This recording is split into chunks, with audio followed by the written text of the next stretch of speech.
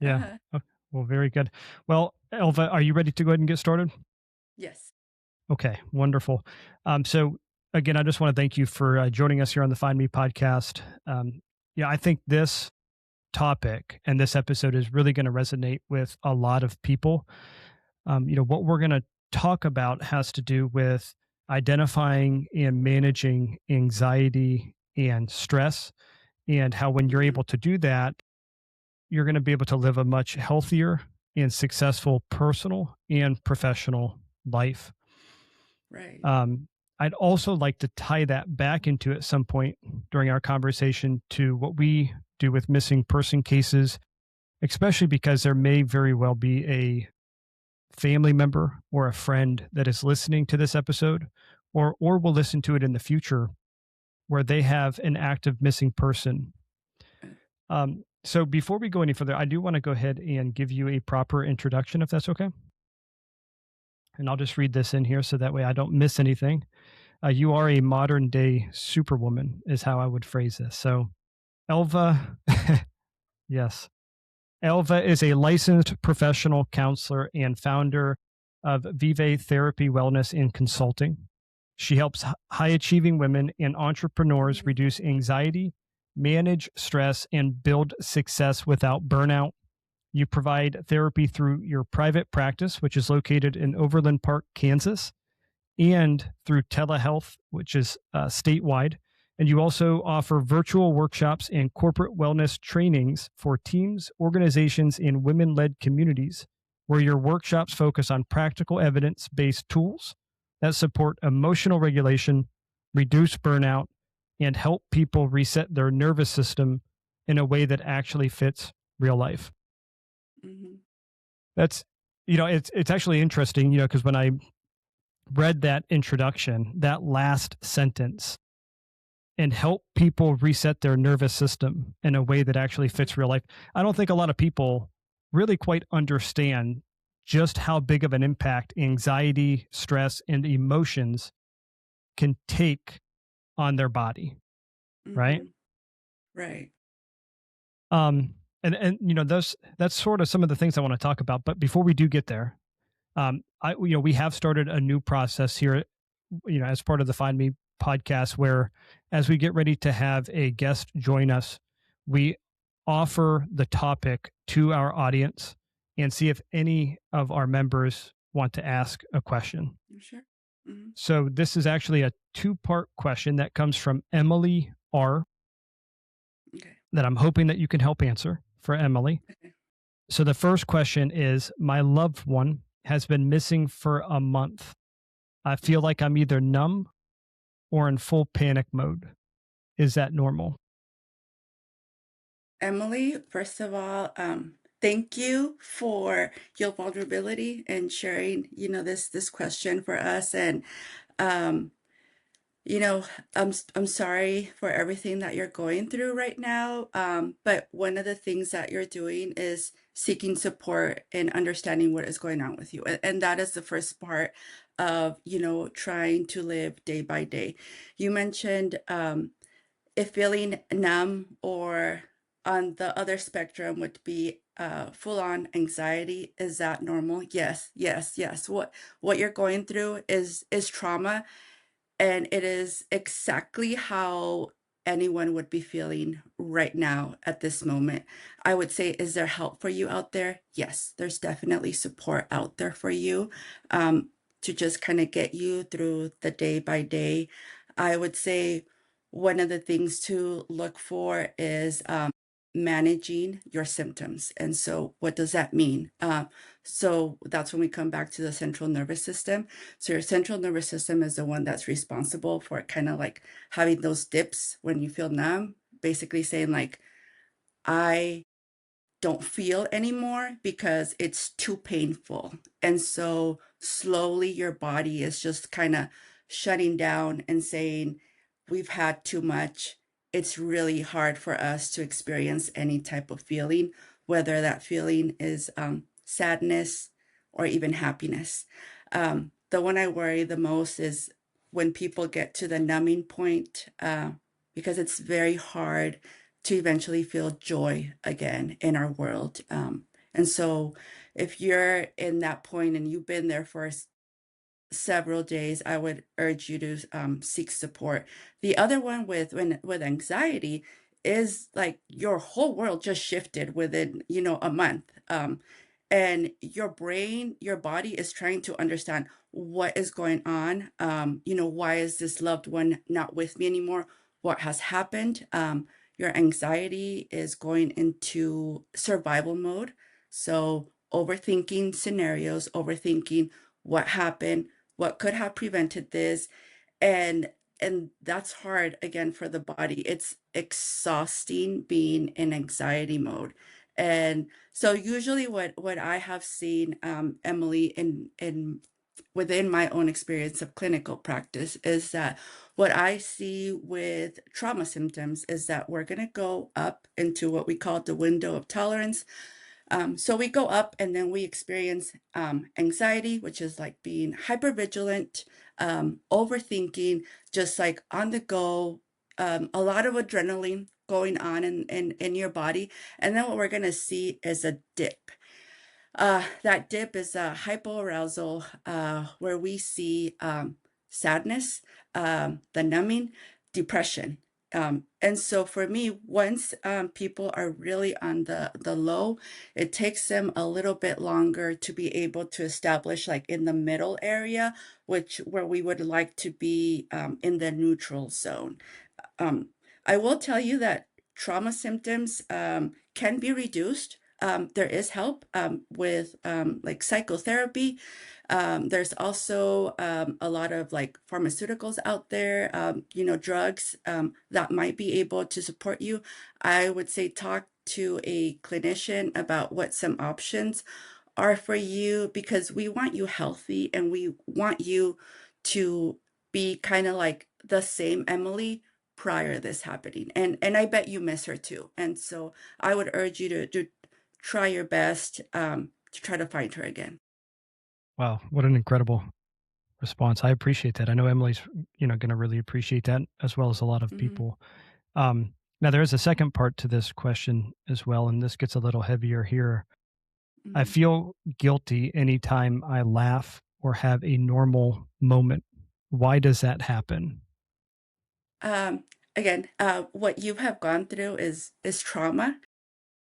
Ever anyone kind of experiences a traumatic event, you're always wondering whether it be like kind of like what I'm thinking, kind of like survivor's guilt, or just guilt in general, of like, why do I get to live this life versus other people don't get to live it the same way that I am, or so. And there really is no good answer of like why things happen to one individual versus the other individual. It's unknown, really. But the guilt, again, it's coming from within my world, the psychotherapy world. It's coming from a negative belief system of a lot of shame, guilt, sadness, or anger. And so when that comes, of feeling guilt, maybe you're angry that this has happened, and you're like, "How can I be happy if I'm so angry about this, of missing my loved one, and I don't get to have them anymore the way I used to?" And you go out into the world, and you see people laughing, enjoying them time, and it kind of reminds you of the time that maybe you felt that way, and you think like, I'm never going to have that again. Like that will never be me again. And so, like I mentioned, the guilt, the shame is very common. I would again remind you that these are all negative belief systems that have stemmed from your trauma. These are symptoms that could be reduced with therapy and the right supports, because you do get to, you know, you have the opportunity to live life. And that's very precious, because, as you see, not everybody gets that chance. And so there's things that happen to us in the day to day that I wish it wouldn't happen. Um, but we're not, we don't have a higher spiritual power to pick and choose who gets whatever life.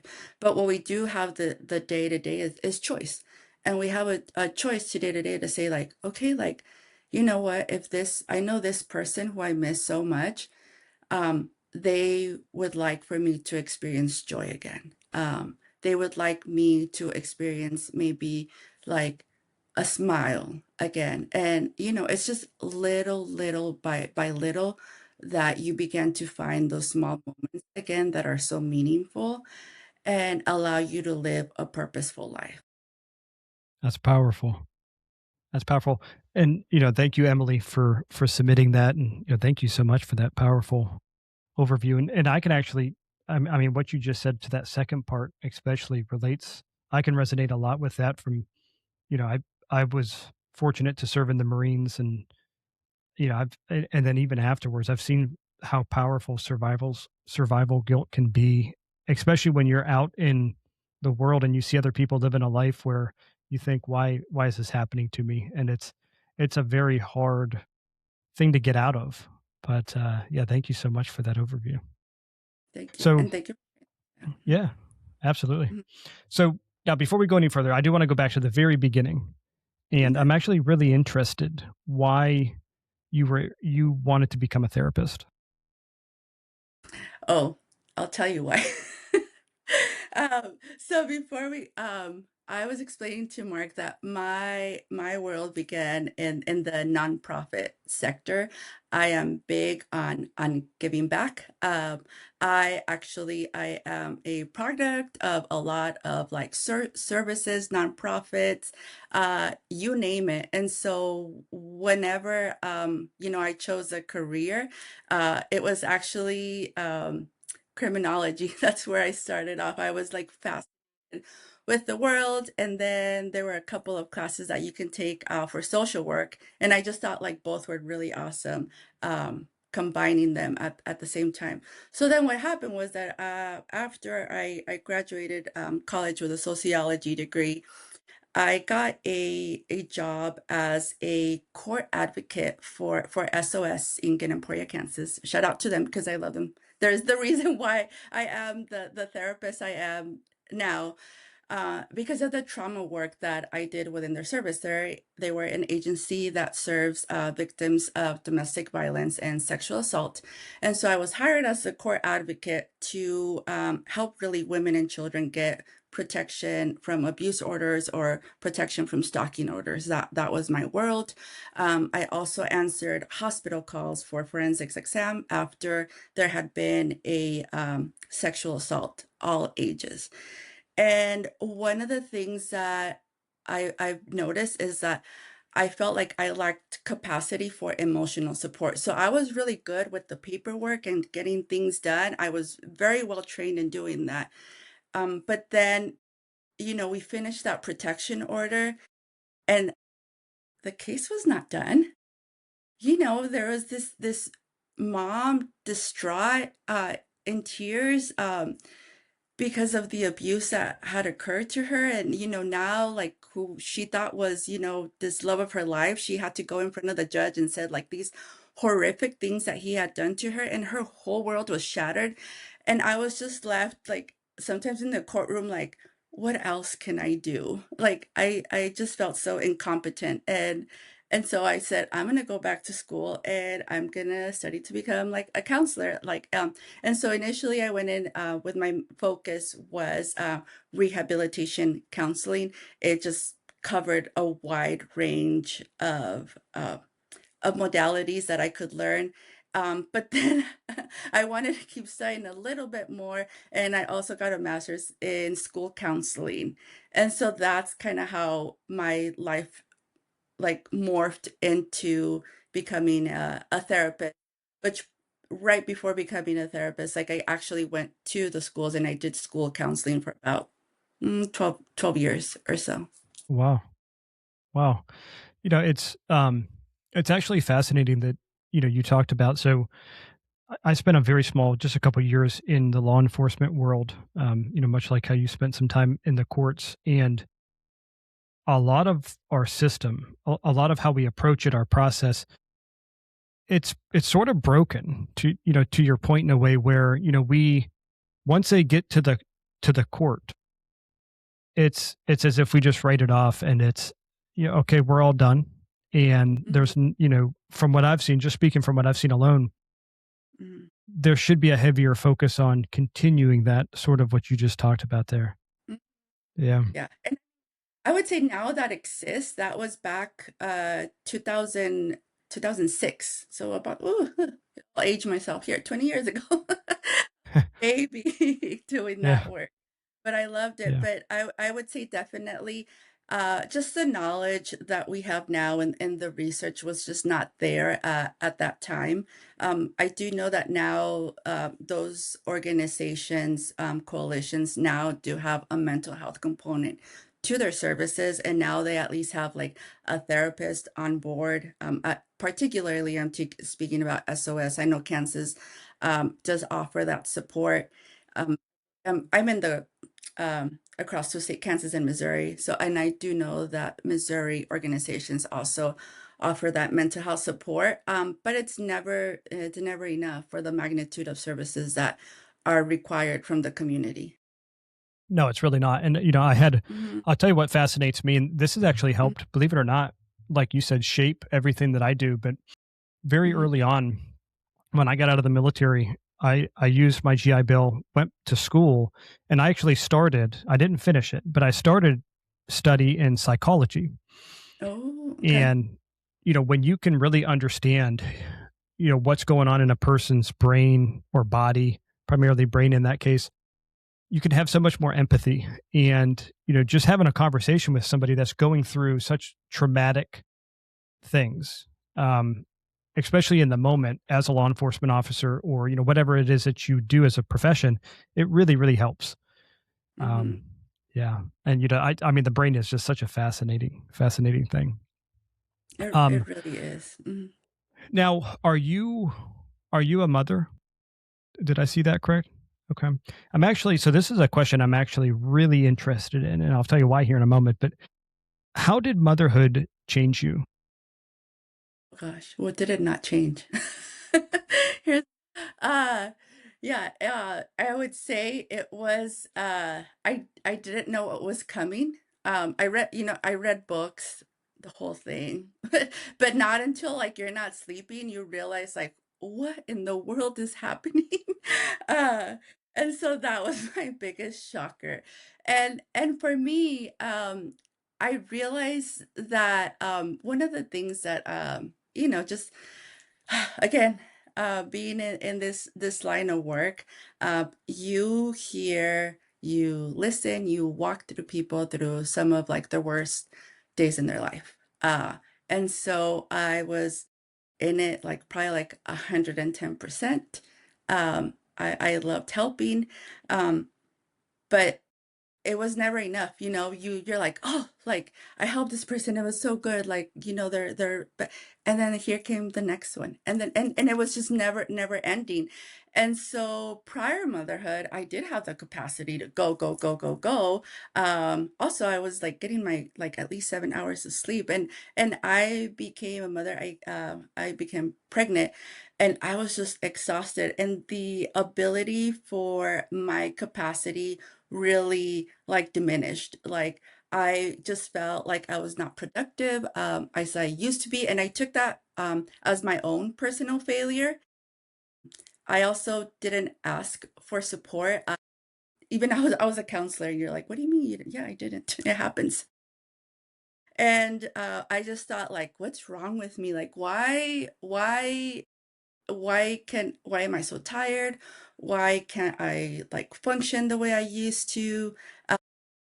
And so I had to take a step back and really realize what is happening and so work also um they become used to a certain expectation of your quality of work and productivity and so when you try to step back and sometimes like you mentioned systems are not broken or put in place to be as supportive as they should be um you kind of take a step back and you're wondering like am I in the right place and am I in the right calling for what my next phase of life is is now. And so that's when I realized like I am burning out. Like I am burning out trying to be the person I was before motherhood, but then not taking into account this little wonderful human being that says like I need you. I don't care what you're doing, who you are, what meeting you have going on the next day. I might get sick, and guess what? You have to cancel it.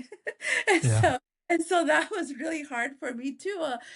From someone who was like used to being handling everything in control, out of a sudden I have this wonderful human being saying like, nope, like I get to control your schedule now. And, so I laugh about it now because there's some moments that the first times that it happened that I didn't think my child would get sick when something important was happening. And then you're like, surprise. And so that's when I now talk to women about like, it's okay to ask for help. Like, you don't have to do this alone. Um, form your village, trust other people, that they have the best intentions to help you out. Don't think do this all alone. Maybe women, my mom was a single mom, and so I saw her do everything. And so like I thought like, well, me too. But then I see the patterns now and I'm just like, no, we gotta ask for help because, Yeah. it's the healthy way of doing motherhood or parenthood. I do have a husband, don't but and we just each other in the best way that we can. He travels for work, so that's where the component comes that he's sometimes not available to be in those moments where she got sick. But then you just get in the rhythm of planning ahead and just asking. If one thing, if any mom is here and is listening, and you're like, yeah, I know what you're talking about, like get support, ask for help. It doesn't mean that you're weak. It doesn't mean that you're a failure. It just means like you're a human being. Yeah.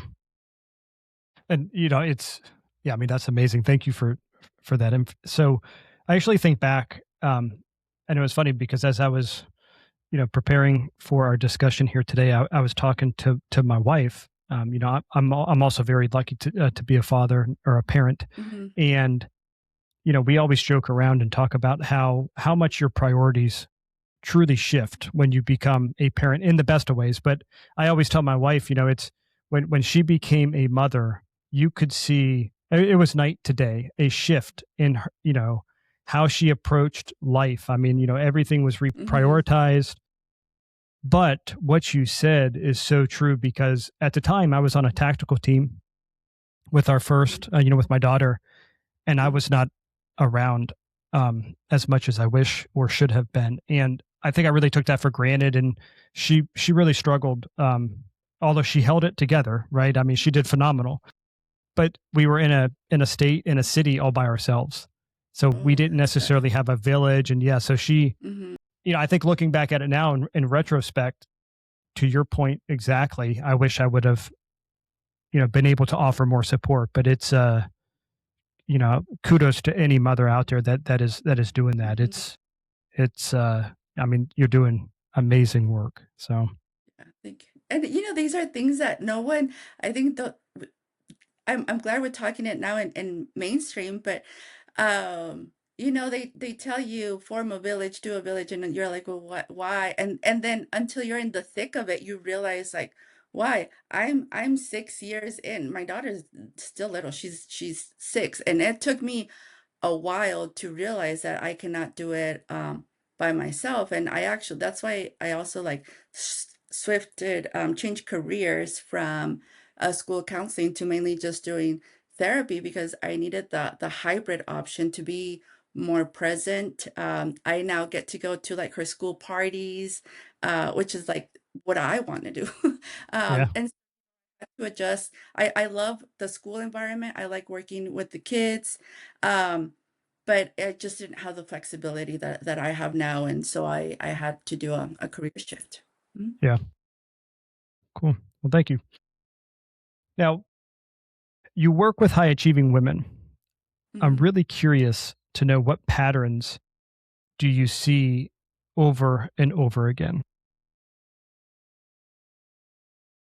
Ism, like 100% is one of them.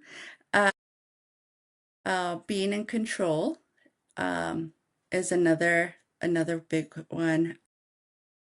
And then fear of failure or fear of being seen as a failure. And then the other one is also kind of like putting them all together. I would just kind of like imposter syndrome. Like, who am I to say like I belong in that space, or who am I to say I am deserving of this? And so those are really the main topics that I see them reoccurring over and over. I'm actually um, glad to hear you call out imposter syndrome because you know I feel like I'm always in that bucket myself. You know, when I'm surrounded by women and men in my profession now as an engineer or really anything else that I do, you know, I've Hmm. always sort of seen exactly what you just talked about, where there's a clear distinction where they are so focused on being perfect, but also Hmm. I'm interested to get your thoughts here. You know, I think something and I think about this all the time actually. Something that I see is that when you have someone that is operating on almost a different level, it almost seems like they have mastered being able to identify, manage, and control their stress and emotions, especially in the moment. If they're thrown into a chaotic situation, Hmm. and if they're able to manage that, stay calm, that almost kind of bleeds off to other people where they then mirror that. Do you ever see anything like that? Mm, yes, I have um, the perfect kind of scenario of what one person ever mentioned was that they were like a duck or like a swan. So like on a lake or on a pond, above the water, poised, perfect, like with no effort. And then underneath, you don't see the little pedaling going like over and over of like the stress that's going on underneath, that sense of perfection. Um, and so I would say there's some people that do life very well, that they have learned, the work-life balance. And there's other people that just seem very well put together in the outside, at work, social media, that's another big one. Don't Yeah. even get started on that one. And then behind closed doors, they are miserable. They are like burnout, saying like, "I can't do this anymore. This stress is almost saying like, it's causing me like health issues now." And so yeah, I would say there's a level. I would say that there's some individuals that know how to have like the perfect balance, and then there's other ones that just know how to portray like that perfect image that people want to see and pretend is there. Yeah. And yeah, social media is quite interesting. You know, it's I feel like the older I get, the more I detach and I don't want any part of it. Which is sometimes challenging, as you probably know, because you know, for example, with the Find Me Yeah. project and podcast, we want to be visible, but in the same sense, it's you know, you get sucked into that, and it's just such a toxic drain on Mhm. you know everything that you are. So Right. yeah, Right. And I do have to like eventually I do talk to my clients about cleaning your algorithm, what is it called? Uh, algorithm. yeah. Yes. Uh, Because, when there's like widespread, like tragic news event, I feel sometimes that's pushed out eventually to everyone. And there's some individuals that, you obviously the more you click on it, that's what you're going to see. And then I have even kids who I counsel and they're like, well, what do you use social media for? And they're like, well, I like to see funny dog videos, or I like to watch pranks. And I said, I do this in session. I was like, take out your phone. We're gonna clean this up right now. And so like I will have them watch like a funny dog video like 3 times in a row just to just clean it up a little bit, just from, just mass things that are saying that one, they as children, they don't have the capacity to understand everything that is going on. And I'm glad they're bringing in their concerns to session, but also knowing like your brain shouldn't have access to such horrific events 24/7. Gosh, I couldn't agree with you more. You know, that's something Mhm. that's actually an interesting method. I've never thought of resetting the algorithm like that. So I'll have to do that myself quite often. Yeah. It's interesting because Mhm. my daughter just got a cell phone last year, and we're navigating. We don't allow the social media to come onto her device. She may have Pinterest, but that's really it. But Mhm. she still inadvertently will go to like YouTube, the browser, for example, and that takes you down a crazy rabbit hole with the algorithm. So I almost wish that we will get that, or I'm hopeful that we will get to a point where with kids, like for example, with kids accounts or just kids in general, where they have to identify their age, the algorithm is turned off, right? Why are we exposing an algorithm to kids? That just it doesn't make sense to me. You know what? 100%. Yeah, just doesn't make sense. All right, so I want to go back to actually something that you talked a little bit about Mhm. a few minutes ago, and you were talking a little bit about survival mode. Mhm. Yeah. What does that actually look like, and how long can someone stay in survival mode? Gosh. I'm sure there is a clinical research out there that will tell you how long the human body has the capacity to have survival mode. I don't have it off the top of my head, but I will tell you what I have seen with my own personal clients within survival mode, which would be like high functioning anxiety. I I would say maybe like I've seen 3 to 6 months. What I see then, if it's not being taken care of correctly, then what I see is a depression. And again, one of the things that I talk about a lot with, in therapy or my workshops or, everything is that our brain is meant to keep us alive. Like its job is to keep us alive. Since the moment you are in this world, your brain keeps you alive by breathing, seeing, etc. And so that's its job. Its job doesn't really understand that it's also meant to help you regulate your emotions. And you do that by training your brain to regulate its emotions. We don't learn this just like, I don't know, like breathing. We get out of the birth canal and we start breathing with our lungs. And so why it's so important to learn all of these skills and practical skills is to train your brain. I give the best kind of like scenario or analogy for people to understand when you practice a sport, whatever that is. Let's just say like football. Um, some of the drills that you learn where when you're 6 years old, professional athletes, you're going to continue doing them. You practice, practice, practice. Why? You want that muscle memory within, your body to be activated without even thinking when you need to do a specific skill or a move within a sport. The same with the brain, if you think about it in that way. So when we teach our brain how to regulate itself through like grounding skills, um, becoming self-aware of our own emotions, how our bodies feels when we're stressed out, then it allows our bodies to like pause and kind of take a look and reduce some of that survival mode that happens within our brain as far as for example anxiety. That's the first one that I can think of being in survival mode. So typically if you go into a restaurant, sometimes most of us might be conditioned to for the exit. We would be conditioned to look at like, okay, who's here, who's a threat, who's not a threat, kind of those situations. And so one of the skills that I like to kind of teach is called securing your room or your space. So instead of looking for areas of threat, you're going to look for things that make you feel calm or relaxed.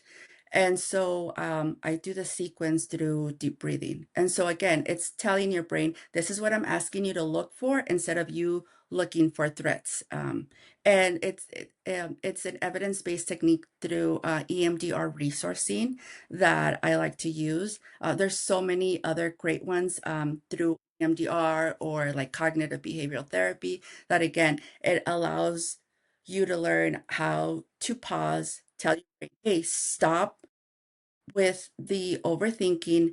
I need you to now look for another one is 5, 4, 3, 2, 1 that I really like. And then again, the 5, 4, 3, 2, 1 is one where you engage all your five senses. And then again, it shifts the brain from like overthinking, anxiety mode to like the present moment. Um, Easiest way that I can explain this, why you're like, why do I need to know about grounding? Like why do people keep talking about this? The reason why you need to be in the present moment is because when your brain is triggered by anxiety, it's triggered to think about the future, things that haven't happened yet. So that's where all of your irrational beliefs come.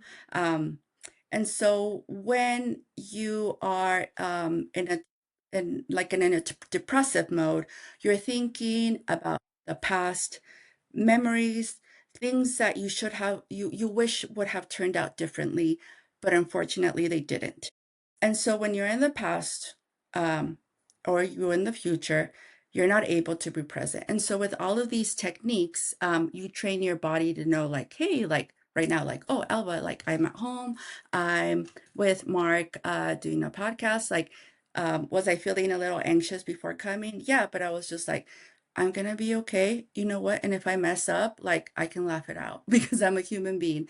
Um, you know, easier said than done in this type of scenario. But again, like you mentioned, out in the field, law enforcement, threats are are there. And would I say like, oh, officer, like secure your space? No, it, it works in some places and it doesn't work in other places.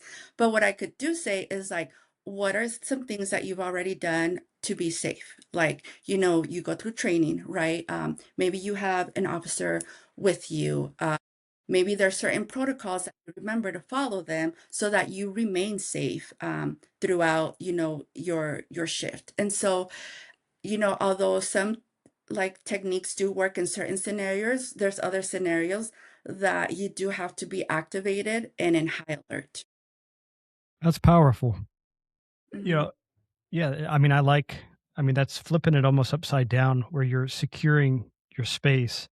I mean, like for example, Hmm. I'm not over the top with this, but if we go out to a restaurant, my family, my kids know that I'm always going to face the door, just like you talked about, or find the exits, which way do the doors open, all that stuff. Hmm. Out of curiosity, are you finding that more people are starting to do that, even if they don't have a law enforcement or military background? They're an everyday person. They haven't been exposed to massive threats, per se.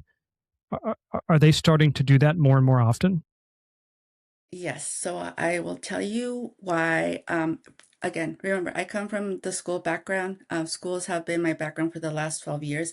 And I mean, we started doing Alice training with the little ones. I mean, we are conditioning the kids to be safe and in high alert. And so I mean, this has been going on now for years since mass shootings, and so you have little kids knowing how to which is really sad, learning how to barricade themselves in the classroom. I mean, my daughter in kindergarten, she started having these safe. It broke my heart, but I'm just like, man, like, can't believe we have to do that. Um, and when she was in preschool, also, I mean, she was 4 years old, and I remember getting the email, we're gonna practice a drill. And I'm like, okay, the regular fire drill. They're like, no, it's an Alice drill. We're just gonna tell the kids to remain quiet. And then they all huddle towards, and you know, thankfully for me, I'm a therapist. I'm trained to talk to my daughter about, how did that feel with those emotions, keeping safe, and she understands. But um, you know, um, we, at schools they just talk about, well, it's a way to keep you safe, which in general it is, but there's just a bigger picture within that same. And yeah, I think that's why we all are just in or we're in that hyper alert stage of like watching for our threats wherever we are, because now since kids are at the age of 5, they start practicing for those threats. That is true. I mean, that's something that I don't think Hmm. about too often. I mean, yeah, I mean, it's a challenging thing to talk about. I've had to talk about it with my children, especially where some of our parallel schools that we have in our county where they've had an actual situation. I think not too long ago Mm-hmm. we had an active stabber where Oh my a victim goodness. passed away, and Mm-hmm. it shocks the kids. I mean, you can tell, and as Mm-hmm. a parent or as an adult, I sit there and I find myself asking, how do I even go about explaining this so I don't cause more fear, more anxiety, more anxiety, more stress. Mm-hmm. And then you add in, here's another great example. We were at dinner last night, and you add in the media and social media aspect of that, right? Where it's, again, they're seeing everything. So, we're at dinner and the news is on, and my son's watching it, and everything that's happening on, around the world is being shown, and you could see he's trying to interpret it. And I Mm-hmm. just thought, it's a matter of fact, I talked to my wife this morning and I said, do you feel like we're talking to our children the right way about this to make sure that they understand and they're not stressed? And it's just so tricky, so Mm-hmm. tricky. Yeah. Now, I want to go back, you mentioned EMDR. Can Mm-hmm. you explain what that is? Yes. So EMDR stands for eye movement desensitization reprocessing. And it's actually my favorite modality to use with individuals who are seeing me for trauma symptoms. So how EMDR helps you process trauma is by looking at trauma from a sense of a memory.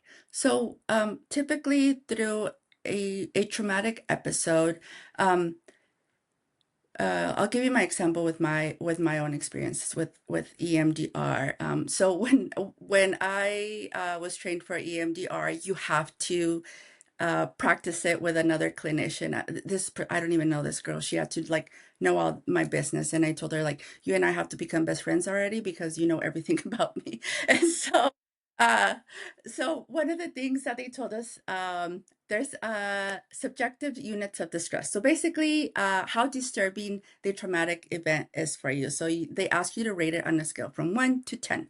Um, they asked us for training purposes, please do not do a 10. We have 30 individuals. We only have like 3 clinicians. Like if you open up like this Pandora box, we don't know if we can like assist you and still do the training at the same time. So they asked us to pick like a 5. And so um, I'm I'm a girl from Arizona. I was raised in Arizona and I moved to Kansas. Well, Kansas has tornadoes. They have drills. I'm well, not anymore. I was terrified. Like every time I would hear like even the practice siren, I could feel my heart rate racing. Like my palms would get sweaty, and so in the trauma world, that would be my trauma symptoms, like how I know like I was becoming very agitated, and so I asked, I want to process my traumatic memory with tornadoes because sometimes like if I'm at work. I want to come home because I'm so scared, like I want to go into shelter. And so I think it's really impacting the way I live my life. Um, and so we did EMDR. And so how EMDR helped me process was it allowed me to establish it as a memory in my brain and not as I'm talking about it prior EMDR, my palms probably would have gotten sweaty, my heart would have been racing. Now, I sometimes I don't even check the weather, which is like that was a thing I had to do every morning, especially during tornado season, which is right now. Um, I'm not hyper vigilant about it anymore. And so that's how it helps you process a specific memory. And again, it goes into a negative belief system, which my negative belief system was I need to be in control, which EMDR actually takes you down to the root of everything. So remember, I used the need to be in control within prior motherhood. So again, me trying to be in control of the weather, you can't. You can't. It's like it's impossible. And so it helped me establish that in my positive cognition after EMDR, because you'll learn what to tell to yourself, is I can keep myself safe. I can keep myself safe regardless of the circumstances around me. I can keep myself safe, like I can take shelter, I can take appropriate measures, but the weather is not going to control my life. So in other situations, how EMDR has helped is memories from sexual trauma, from physical, emotional abuse. Again, we go back into those memories and we look at them through a different lens using, I forgot to mention this earlier, um, EMDR uses bilateral movements, which activates both parts of the brain, your left and the right part. And so when we're able to activate both at the same time, you're able to look at your memory through a logical lens, or kind of like stating only the facts instead of just memories. And so when you're able to do both, then your own brain starts helping you understand, okay, the memory, this is not real life. You're not in danger at this point anymore. It's great for like car accidents too, people who are triggered by driving after a horrible accident. Again, it would allow you to look at that memory as something from the past. It doesn't erase the memory. Nothing can. None, there's movies about stuff like that. It's fictional. But what helps you move forward is letting you know, like, you have survived something really horrible. You are resilient, and it's something from the past, and it allows you to move forward through a new way of thinking. Well, yeah, it's that's something that I am certainly going to have to refer Hmm. a few of my friends and colleagues over to your website and just everything that you do Hmm. so they can take a look at it, because even just thinking about that, a couple years ago I experienced a panic attack for the first time, based on what I used to do. Hmm. And I I thought I had no idea what was happening, and I started to turn to meditation and mindfulness and a bunch of other things. I don't know if I ever actually had the opportunity to go down EMDR, but Hmm. there were some things that were awfully close to that, and it honestly changed my world. And I'd be Hmm. really curious, even myself, to check that out. And I'm absolutely going to do that. Yeah. So thank you for sharing that. When I went to EMDR training and they start talking about this, Mark, and I'm just like, whatever. I thought like it's too. I was like, there's no way that no modality can make me feel better in as little as like 9 to 10 sessions, because EMDR is pretty structured. That's the other reason why I tend to really focus on just EMDR. It's very structured in the way that it allows me and the client to see progress in fewer sessions than through psychotherapy. Now, some people prefer psychotherapy, but within my own personal experience, um, prior doing EMDR therapy, it would have taken me about 6 months to get the same uh, you know, progress through EMDR. Sometimes, just depending on the type of trauma or the complex trauma that we're dealing with the individual, it could be like, I don't know, like 9, 10 sessions. Like, so 2 months. Imagine like somebody tells you, "You put in this work in 2 months, you're gonna have a different output of like how your trauma has impacted your life," and that's huge for a lot of people. And again, coming from the nonprofit world, and I'm thinking about making mental health more accessible to individuals. I'm thinking, okay, if people would know that, if they invest this amount of money within themselves to do EMDR, um, versus 6 months, that is not accessible to a lot of individuals, maybe they'd be more willing to come forward and talk about their trauma or their trauma experiences. And so that's why I'm here talking about it. If not, I wouldn't be here. A hundred. I mean, you're so correct. I mean, Hmm. I mean, what we're talking about here is, I mean, people that have a lot of dark things going on in their lives, and it's life or death sometimes. I mean, those decisions can lead to life and death. Um, and I feel like that's why I'm so glad we're talking, because having somebody out there like you that is able to offer, therapy, EMDR, and just all this even just sharing knowledge. I mean, it literally will save lives. It absolutely will. Yes. So again, thank you for everything that you do. No, thank you. So, Mm, this is kind of where I want to kind of pivot just a little bit. So, we talked early on in the episode about how you're able to help high performing women reset their nervous system. And, I mhm, think about someone who is dealing with someone that they care about very deeply who has gone missing, and how that can bring about acute trauma. And I want to, I guess, first ask, is there, do you think that, sudden, uncertain, what I'm going to call ambiguous loss is different than burnout, mhm. and or is it the same? No, in my opinion, um, I think it's very different because I think mainly what we are dealing with is grief, loss, instead of burnout. Grief loss, maybe that person hasn't passed away, but you lost a sense of your life, a sense of what it was like to be with this person. You have now lost birthdays, special events, things that as a human being you look forward to those special moments of Christmas, holidays. I mean, it I just feel awful like saying it out loud, but it's such a loss, and it's a grieving process of walking through that every day, not knowing if this person will show up or not.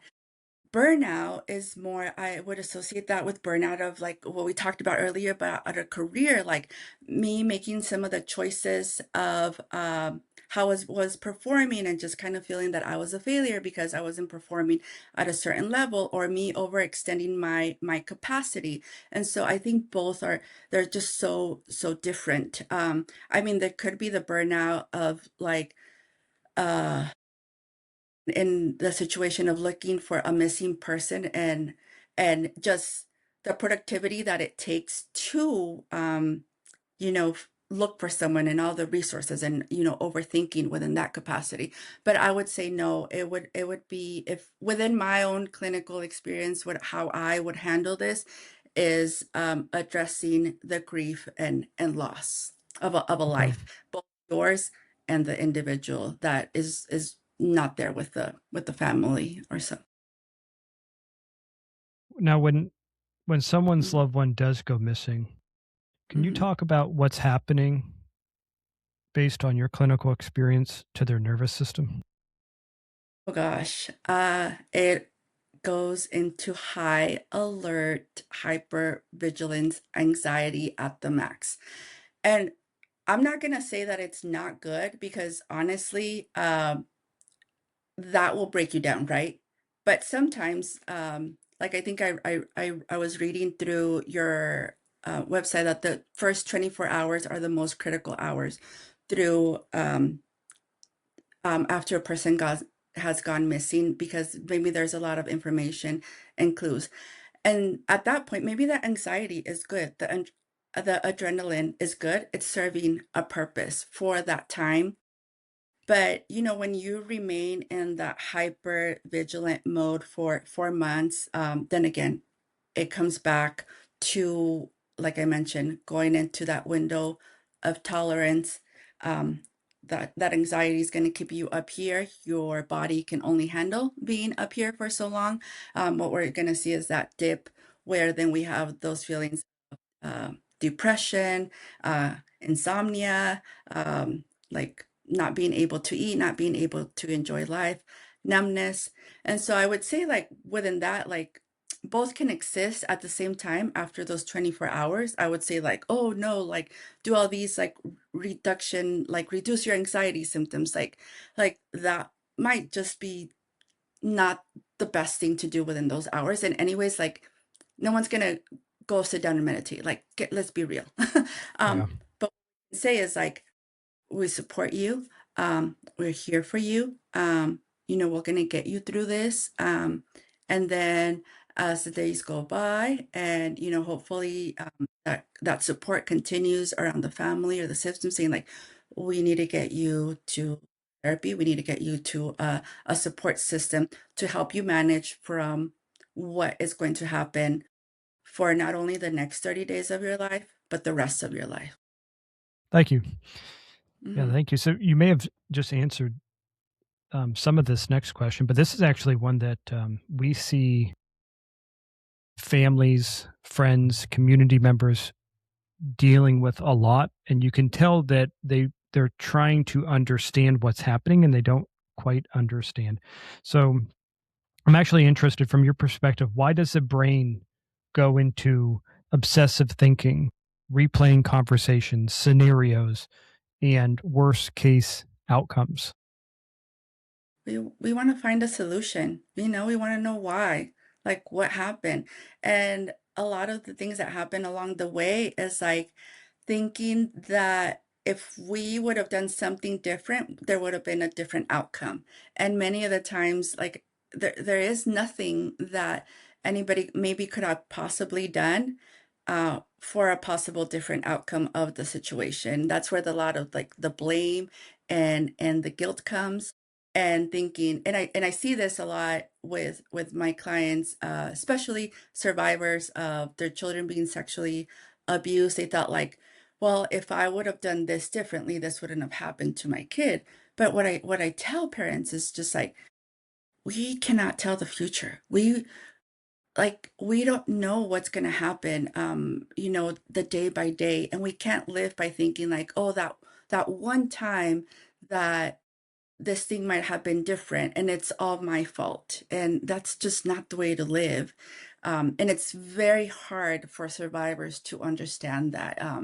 And that's when like I mentioned again, that's when I use EMDR to help through processing of that guilt or that shame of not having the answer or wishing for a different outcome for a circumstance that everybody is probably just trying to do their best or did their best in the way that they could. Thank you.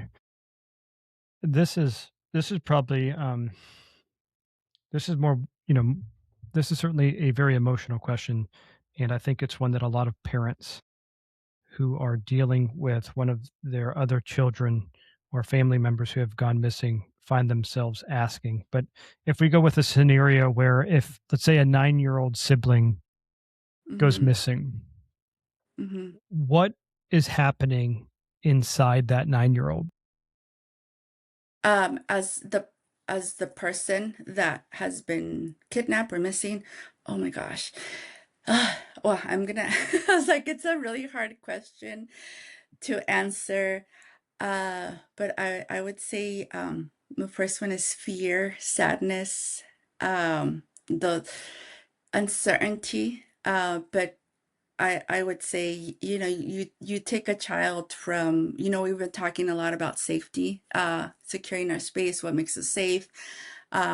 You take a child from what is safe to them and putting them in a different environment. Um, I mean that's it's cruel. Uh, I'm like out of words because I'm just like thinking, oh my goodness, like that you're correct. What is that happening at that moment? But I would say extreme fear, sadness of the unknown. Um, but I would say maybe there's also, I would say maybe there's some resiliency. Maybe there's like some resiliency of like, my family is looking for me. Like people care about me. And, maybe they're thinking maybe one day I'll be reunited with my family again.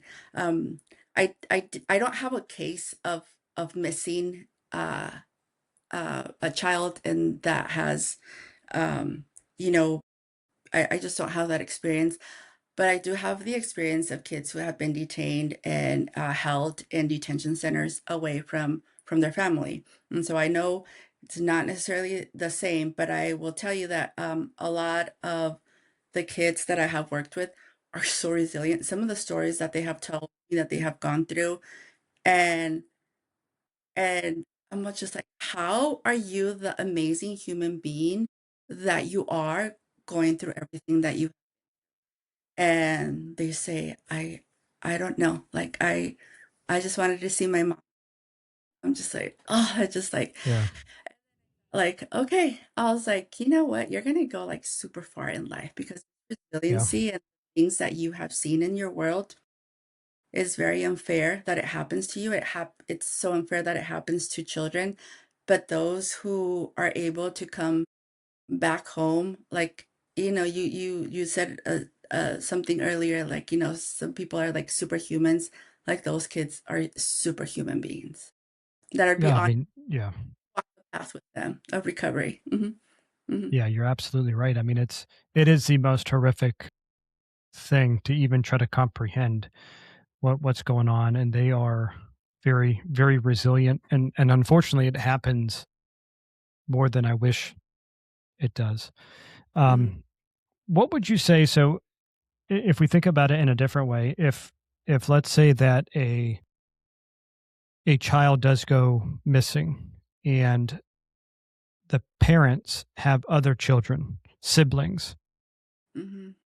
should parents tell kids everything? Should they tell the siblings everything that's happening so that way Hmm. they understand, or should they try to shelter some of that information and block it Hmm. from the other siblings?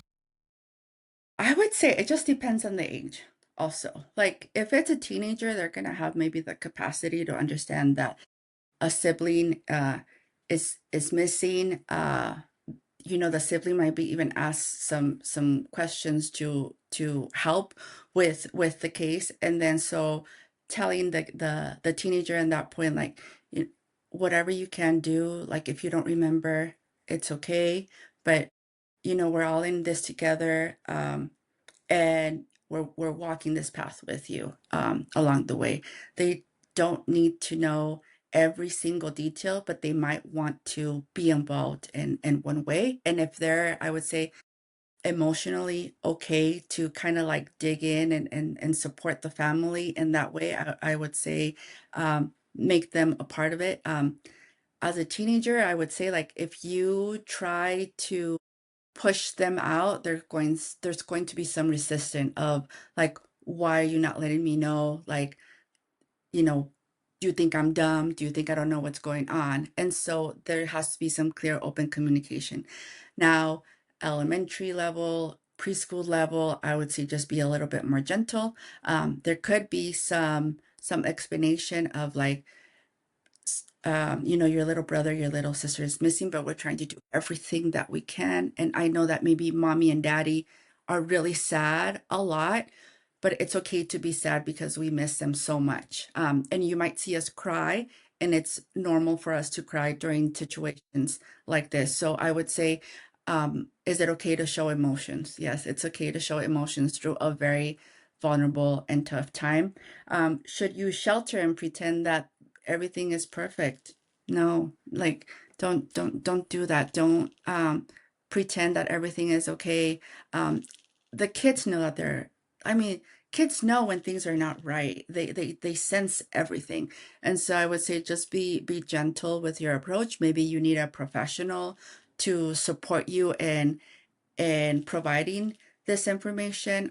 As a school counselor, I didn't handle, like I mentioned, missing situations, but I had to handle and support parents through very difficult conversations. Some of them through like car accidents, some of them like helping through a student deal with a suicide in the family, like informing the student, and parents use that support that is out there. There's some organizations that provide these services at no cost to you, and so say again, don't feel that you need to navigate everything on your own. Yeah, thank you for that sound advice. I know that a lot Mhm. of families are going to rely on what you just said. So thank you. So if someone is listening right now who let's say Mhm. hasn't slept in 2 days, their heart's racing, what can they do? Mhm. First of all, I would say, you know, sorry for what you're going through.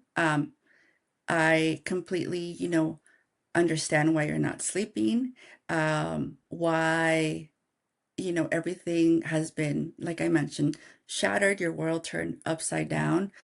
but also you deserve to live a life and you deserve to be able to sleep, to, just breathe again. And so I I would say don't be so hard on yourself. Be gentle on yourself. And what does that mean when I say do not be be gentle, do not be too hard. Don't blame yourself for everything that is going on. Don't let this kind of impact your day to day. I would urge you to seek support. Say, like, okay, start off maybe by a little change. Maybe like you reach out to a friend and say, like, hey, like, can we go grab a cup of coffee? That human connection, that one-on-one connection is vital for survival. And the other thing, and I would say, try to get back into your routine. It's so important to, when you're going through something so immense, such as this type of trauma, routine will definitely help you. It'll help your central nervous system, like try to claim some of that, like, normalness. And I'm not gonna say like, oh, everything's gonna be back to normal. I'm not saying that. It's impossible. But what I'm saying is, like, there's little things that you can do every day to get you there. But taking the first step is definitely the number one priority. Good. Thank you. All right. So I know that there's going to be a lot of listeners, a lot of our community, a lot of future family members that we work with, friends of missing people, the community, law enforcement, really anybody who comes into contact with Mhm, a missing person case or incident. They're going to want to go find some additional information with everything you just talked about. I have no doubt. We're mhm. going to be sure, with your permission, of course, to link to your website Sure. with everything that we do related to this. Because again, you are an expert. You're a superwoman, and you're doing God's work. So Mhm, we're going to be sure that we put the link to your website in the show notes. This will take you. Uh, this will take any listener or a community member to your website where they can view any upcoming virtual workshops, group events, which will give them easy next steps to learn physical stress reduction tools, feel more grounded, mhm, and stay connected to ongoing support. Especially, and I think this is the most important call out here, especially if they're not ready for therapy, but mhm, still want real guidance in community. And I think that's a lot of people. mhm. Um, Yeah. is there anything else that you would like to mention, talk about, or call out? No, I'm just very thankful to be able to talk about mental health and how to help survivors. Thank you so much for having a podcast where we're able to talk about all the different topics that we were able to touch on. And I wish you well. And then again, thank you so much for having this space for individuals.